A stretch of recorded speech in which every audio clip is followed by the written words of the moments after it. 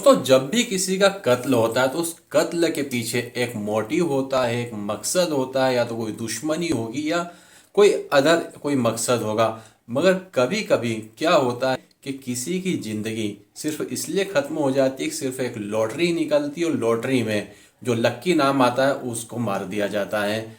ऐसी कुछ आज की हमारी कहानी है जिसमें कि एक ऐसे बेकसूर इंसान को मारा जाता है जिसका कोई लेना देना नहीं था, ना तो किसी दुश्मनी थी और ना ही कोई उसका कोई विवाद था। सिर्फ एक कुछ कह सकते हैं सिरफिरे लोगों का दिमाग में कुछ चलता है और चलने के बाद में एक बेकसूर इंसान को मार दिया जाता है। तो यहाँ पर दो चीजें सामने आती है। एक आती है पुलिस की एक बेमिसाल इन्वेस्टिगेशन। अगर कोई पुलिस होती तो हो सकता है कि इस मामले को नहीं सुलझा पाती क्योंकि पुलिस पास में कोई सबूत ही नहीं था। और दूसरी चीज होती है कि एक इंसान का जब दिमाग घूमता है तो वो कितने लोगों को, खुद का तो दिमाग खराब है ही और कितने लोगों को लेकर डूबा वो खुद भी नहीं बता सकता है। तो नमस्कार, आदाब, सत श्री अकाल। मेरा नाम है जयेश और आज की जो मैं आपको सच्ची घटना बताने वाला हूँ उसे सुनने के बाद में आप भी सोचने मजबूर हो जाएंगे क्या ऐसा भी होता है। तो बात मैं आपको बता रहा हूँ कि जीटीवी हॉस्पिटल, दिल्ली में एक जीटीवी हॉस्पिटल जिसका पूरा नाम होता है गुरु तेग बहादुर हॉस्पिटल। वहां पर एक लिफ्ट मैन होता है जिसका कि नाम है नरेंद्र। नरेंद्र जो होता है एक लिफ्ट मैन होता है। जब भी कोई लिफ्ट में आते हैं तो उसे ऊपर लेके जाना, उससे नीचे लेकर आना। तो वहीं उस हॉस्पिटल में दो सगे भाई आते हैं जो कि होते हैं एक तांत्रिक होते हैं। अब वो नरेंद्र से पूछते हैं लिफ्ट में कि तुम कितना रुपया कमा लेते हो महीने में। तो वो बोलता है मैं मुश्किल से साहब 15-20 हज़ार रुपये कमा लेता हूँ। तो बोले अगर वो दोनों जो तांत्रिक भाई होते हैं, अगर तुम हमारा एक छोटा सा काम कर दो तो उसके बदले में तुम्हें करोड़ों रुपए मिल जाएंगे। अब वो सोचता है कि 15-20 हज़ार रुपये में तो मैं अपनी लाइफ यहाँ पर जी रहा हूँ और करोड़ों मिल जाए, वो भी कितना अमाउंट का ऑफर देते हैं, 60 करोड़ रुपए का ऑफर देते हैं। तो बोले उसके लिए मुझे करना क्या होगा। नरेंद्र पूछता है उन दोनों तांत्रिक भाइयों से कि उसके लिए मुझे करना क्या होगा। तो वो बताते हैं कि हमें एक इंसान की खोपड़ी चाहिए, तुम खोपड़ी ला के दे दो, हम तुम्हें 60 करोड़ रुपए दे देंगे। अब वो जैसे ही नरेंद्र इस बात को सुनता है तो उसे दिन में सुबह शाम बस यही दिख रहा है कि एक इंसान की खोपड़ी कैसे भी करके मिल जाए जिससे कि ये गरीबी मेरी दूर हो जाए। तो आज की जो सच्ची घटना है ये है उत्तर प्रदेश के जिला गाजियाबाद की, थाना लगता है यहाँ पर टीला मोड़ थाना लगता है। यहाँ की एक सच्ची घटना है। यहाँ पर 22 जून 2024 को वहां पर एक रोड है जिसे बोलते हैं भोप रोड। वहां पर एक व्यक्ति 22 जून 2024 को सुबह 6 बजे रास्ते से निकल रहा था। उससे थोड़ा सा बाथरूम आई और बाथरूम करने के लिए उस साइड में गया। साइड में जाने के बाद देखता है कुछ अजीब सी चीज उसे पड़ी हुई दिखती है। पहली नजर में ऐसा लगता है कोई इंसान वहां पर सोया हुआ है, मगर वो जब पास में जाकर देखता है तो वहां पर एक बॉडी पड़ी हुई होती है। एक इंसान की बॉडी होती है, इसका पूरा धड़ होता है मगर उसका सर नहीं होता है। अब उसके पैरों तले जमीन खिसक जाती। जाहिर सी बात है कोई बॉडी को देखेगा उसका सर ना हो और धड़ पड़ा हुआ हो तो काफी चौंकेगा, घबराएगा। तो वहां पर क्या करता है वो सोचता है। अब सोचने के बाद में वो पुलिस को इन्फॉर्मेशन देता है। पुलिस के पास जैसे ही ये इन्फॉर्मेशन आती है तो पूरा डॉग स्क्वाड और वहाँ की जो संबंधित थाने की पुलिस थी सभी मौके पर पहुंचती है। मौके पर पहुंचने के बाद में जो वहां पर आसपास का एरिया, वहां से तो कुछ भी नहीं मिलता। अब इस जो घटना है इसकी सूचना जो पुलिस होती है, कौन सी पुलिस होती है, दिल्ली एनसीआर के करीब 118 थानों तक इसकी सूचना दी जाती है कि कोई गुमशुदगी की कोई रिपोर्ट हो या कोई इस टाइप का केस आया हो तो वो सूचना दें। और पेपर के माध्यम से भी जो है यहाँ पर सूचना फैलाई जाती है कि इस टाइप की बॉडी मिली है, अगर किसी का कोई घर में लापता हो तो वो सूचित करें। मगर कोई भी सबूत पुलिस को नहीं मिलता। अब ऐसे करके दिन, हफ्ते, महीने निकलते जाते हैं। उसी समय एक कुछ पुलिस वाले होते हैं जो काफ़ी एक्सपर्ट होते हैं। वो सोचते हैं कि अब यहाँ पर तो कोई सुराग मिल नहीं रहा है, क्यों ना एक बार मौके पर जाया जाए। तो जो जहाँ पर वो लाश मिलती है, जो सिर कटा हुआ धड़ मिलता है, उस मौके पर वो लोग पहुंचते हैं। पहुंचने के बाद में आसपास के सराउंडिंग एरिया में देखते हैं तो पास ही में रोड के दूसरी तरफ एक बिल्डिंग होती है। बिल्डिंग के 11वें फ्लोर पर एक सीसीटीवी कैमरा लगा हुआ होता है और उसका जो रूफ होता है, सीसीटीवी का जो सामने मुंह होता है वो होता है उस घटना स्थल की तरफ ही होता है। तो उस बिल्डिंग में जाया जाता है, वहाँ सीसीटीवी फुटेज निकाली जाती है और फुटेज निकालने के बाद में जो 22 जून की तारीख थी, 21 और 22 तारीख का एक फुटेज निकाल जाता है। फुटेज में वहाँ दिखता है कि एक टेम्पो वहाँ पर आकर रुकता है, करीब 3 मिनट तक वो टेम्पो वहाँ पर रुकता है आकर, और उसके बाद में वहाँ चला जाता है। तो अब पुलिस जो होती है उस टेम्पो का जो नंबर है वो डिटेक्ट नहीं हो पा रहा था। आसपास के और भी सराउंडिंग जो एरिया के सीसीटीवी होते हैं वहाँ पर भी वो टेम्पो का नंबर कहीं पर भी फ्लैश नहीं हो रहा था। अगर हम बताएं दिल्ली जो एनसीआर होता है वहाँ पर इस टाइप के जो टेम्पो होते हैं लाखों की तादाद में होंगे। अब किस किस टेम्पो वाले को ढूंढेंगे पुलिस वालों के सामने, ये एक मजबूरी आ जाती है। अब उसी में क्या होता है कि पुलिस वाले की नज़र जो होती है वो टेम्पो के ऊपर जाती है, और टेम्पो के ऊपर जाने के बाद में एक ट्रायंगल वहाँ पर बना हुआ दिखता है जो कि एक अलग तरीके का था। तो पुलिस वालों ने सोचा कि इस टेम्पो को ढूंढने की बजाय क्यों ना इस ट्रायंगल वाले टेम्पो को ढूंढा जाए। तो पुलिस क्या करती है, अपने मुखबिरों का जाल बिछाती है और इस ट्रायंगल वाला जो टेम्पो होता है उसे ढूंढने की कोशिश करती है। अब ऐसे में ही अनजाने में एक मुखबिर की नज़र पड़ती है इस टाइप के टेम्पो में, उसका वीडियो बनाया जाता है। वीडियो बनाने के बाद में भेजा जाता है पुलिस के पास में, तो वो दोनों जो ट्रायंगल होता है उन्हें मैच किया जाता है और बिल्कुल ट्रायंगल सेम निकलता है। अब ये जो ट्रायंगल होता है, इस जो ट्रायंगल वाला जो ऑटो रिक्शा होता है, जो टेम्पो होता है, उसके मालिक के पास जाया जाता है। तो मालिक के पास जाते हैं तो मालिक जो होता है, मालिक होता है ये होता है दिल्ली का ताहिरपुरा एरिया का ये होता है मालिक, जिसका कि नाम होता है मुन्ना। मुन्ना के पास पुलिस पहुंचती है, शादी वर्दी में पहुंचती है। उससे पूछा जाता है कि 21 और 22 तारीख को जो ये तुम्हारा टेम्पो था किसके पास था। तो बोले मेरे पास तो काफ़ी सारे लोग टेम्पो लेने के लिए आते हैं, मैं किराए पर चलाता हूँ और काफ़ी सारे लोग आते हैं और मैं उन्हें दे देता हूँ। तो क्या तुम, पुलिस वाले पूछते हैं, क्या तुम ध्यान से बता सकते हो कि ये टेम्पो 21 और 22 तारीख को किसके पास में था।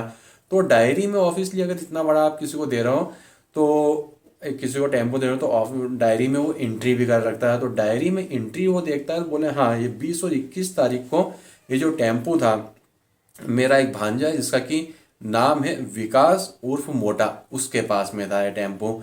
तो अब वो जो विकास उर्फ मोटा होता उसे ढूंढा जाता है जो कि गली नंबर 1 ताहिरपुरा में ही रहने वाला था। अब उसे ढूंढा जाता है, उसे पकड़ा जाता है। तो शुरू में तो वो क्या करता है कि सारी चीज़ें घुमाने की कोशिश करता है, मगर जब पुलिस सख्ती से पूछती है तो वो टूटता है, और टूटने के बाद में यहाँ पर और भी 4 लोगों के नाम बताता है। तो 4 लोग कौन होते हैं उसमें, एक तो होता है धनंजय, उसके बाद विकास से पूछा जाता है तो बोले इसमें एक और व्यक्ति शामिल है जिसका कि नाम है धनंजय, जो कि बिहार के मोतिहारी में ऑटो चलाता है। अब धनंजय को पुलिस पकड़ती है। पुलिस पकड़ने के बाद में धनंजय और भी 4 लोगों के नाम ले बताता है। वो 4 लोग कौन होते हैं, पहला व्यक्ति होता है विकास उर्फ परमात्मा, जो कि रिक्शा ड्राइवर था। दूसरा होता है नरेंद्र, जो कि जीटीवी हॉस्पिटल में लिफ्ट मैन था, जिसके कानों में बात डाली गई थी। उसके बाद रात दिन उसको इंसान की खोपड़ी दिख रही थी अपनी गरीबी को मिटाने के लिए। उसके बाद होता है पवन, होता है पंकज होता है। पवन और पंकज कौन होते हैं, ये होते हैं वो दोनों तांत्रिक जो कि ये क्रियाएं करते थे। कैसे क्रियाएं करते थे वो मैं आपको आगे बताऊंगा। इस तरह 6 लोगों के नाम सामने आते हैं। पहले 2 अपराधी तो जो होते हैं 56 दिनों में ही पुलिस पकड़ लेती है, मगर जो बचे हुए 4 अपराधी होते हैं वो फरार हो जाते हैं, जिसमें कि 170 दिन के बाद में पकड़ा जाता है। 170 दिन के बाद में क्यों पकड़ा जाता है, क्योंकि नेपाल की तरफ भाग रहे थे, मगर वो जो नेपाल की तरफ भाग रहे थे पुलिस ने भी अपना जाल बिछाया और उन्हें भी धर दबोचा। तो यहाँ पर 170 दिन में ये 4 अपराधी मिलते हैं। अब इनसे पूछताछ होती है तो ये सारी चीज़ें बताते हैं कि 2 भाई है तांत्रिक है, जिसका कि नाम है पवन और पंकज। इनके पास में जो ऐसी महिलाएं होती है या घरेलू समस्याएं लोग लेकर आते हैं, कोई अपने पति को बस में करना चाहता है, कोई अपनी बहू को अपने बस में करना चाहता है, कोई ससुर को अपने बस में करना चाहता है। इस टाइप की छोटे मोटी क्रियाएं करते रहते हैं, और जितनी भी क्रियाएं देखते हैं सारी यूट्यूब पर देखकर वो क्रियाएं करते हैं। उनको भी ऐसा लगता है कि ये इनसे कुछ होना नहीं है, मगर उसी से ही उनका घर खर्च और पॉकेट खर्च चलता है। अब उसी समय क्या होता है कि उनके सामने एक वीडियो आ जाता है। उस वीडियो में बताया जाता है कि इंसान की खोपड़ी के साथ में अगर ये सारी क्रियाएं की जाए तो यहाँ पर पैसे की बारिश हो जाएगी।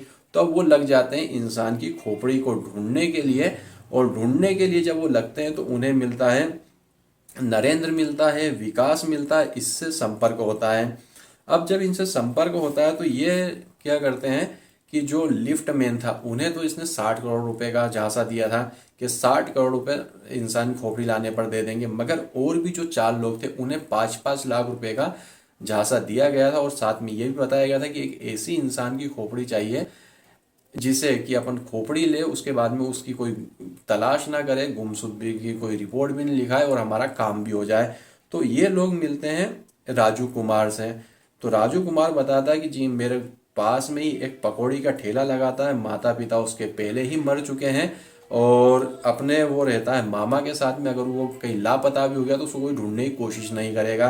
तो ये लोग क्या करते हैं, राजू कुमार को जो रहता है 15 जून को अपने साथ में लेके जाते हैं। 5 दिन उसकी बिल्कुल ऐसी सेवा करते हैं जैसे बिल्कुल दामाद जैसी। तो वो राजू कुमार भी खुश हो जाता है कि ये तो बिन मांगे मोती मिल चुके और बिल्कुल सेवा भी कैसी, उन्हें अच्छे से दारू पिलाया जाता है, जो उसके खाना है वो खिलाया जाता है, सारी चीज़ें होती है।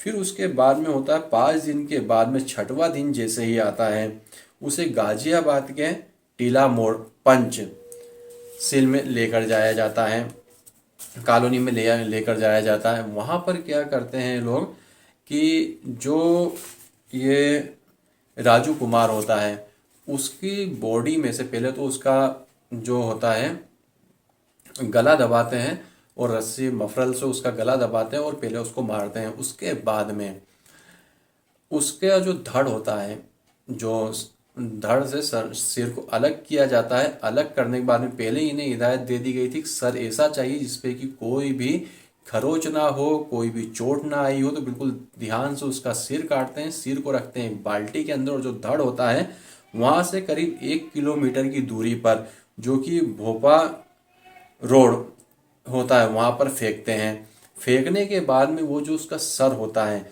सर को वो उन दोनों तांत्रिक भाइयों के पास में लेकर जाते हैं। अब तांत्रिक वो जो भाई होते हैं उसके सिर पर क्रियाएं करते हैं, काफी देर तक क्रियाएं करते हैं। उसके बाल उतारते हैं, आंखें निकालते हैं, कान निकालते हैं और सारी क्रियाएं होती है। पहले दिन उस क्रिया में कोई फायदा नहीं होता, दूसरे दिन क्रिया करते हैं कोई फायदा नहीं होता, तीसरे दिन क्रिया करते हैं फिर कोई फायदा नहीं होता। ऐसे 7 दिन तक लगातार वो अपनी क्रियाएं करते हैं, कोई फायदा नहीं होता है। अब इसी बीच में जो जीटीवी हॉस्पिटल का नरेंद्र होता है, बोले तुम तुम्हारी क्रियाएं करते रहो, मुझे मेरे पैसे दो तो मैं यहाँ से जाऊं।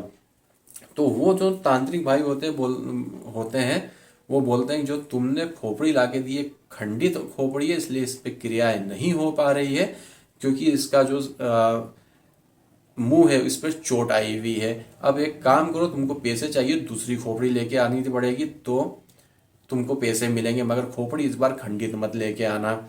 मतलब एक आदमी को तो अपने खराब दिमाग के कारण ही मार चुके, अब दूसरे को मारने की तैयारी में थे। अब इसके बाद में क्या होता है कि नरेंद्र को तो 60 करोड़ रुपए का झांसा दिया गया था, मगर नरेंद्र ने जो दूसरे लोगों को झांसा दिया था वो 5-5 लाख रुपए का झांसा उन्हें दिया था। तो वो लोग उससे 5 लाख मांग रहे हैं, ये उनसे 60 करोड़ रुपए मांग रहा है। इसी तरीके से महीने और दिन बीतते गए। अब पुलिस पहुंचती है इनके पास में और जो 2 अपराधी होते हैं उन्हें तो 56वें दिन पकड़ लिया जाता है, मगर जो 4 अपराधी होते हैं वो भाग रहे थे नेपाल की तरफ, मगर पुलिस ने भी जो अपनी तंत्र है वो चलाया और उन्हें भी 170 दिन में पकड़ लिया। तो दोस्तों इस कहानी को सुनाने का मकसद किसी को परेशान करना, किसी की भावनाओं को दुख पहुंचाना नहीं था, सिर्फ आपको जागरूक करना था किस तरीके से एक खराब मानसिकता के चलते हुए एक जो सीधा साधा इंसान जो अपना एक भजिए का ठेला लगा रहा था उस मारा जाता। उसको तो ये भी नहीं पता कि उसको मारा क्यों गया है, और हुआ किसी का कुछ भी नहीं, ना तो इनके तंत्र विद्या से इनको कोई पैसा मिला और ना ही उसका कोई फायदा हुआ। तो इस टाइप के जो भी लोग होते हैं इनसे आप बच के ही रहे और किसी को अपनी मजबूरी ना ही बताएं तो ज़्यादा अच्छा रहेगा। तो वीडियो देखने के लिए आपका धन्यवाद। भगवान करे आपका दिन शुभ हो।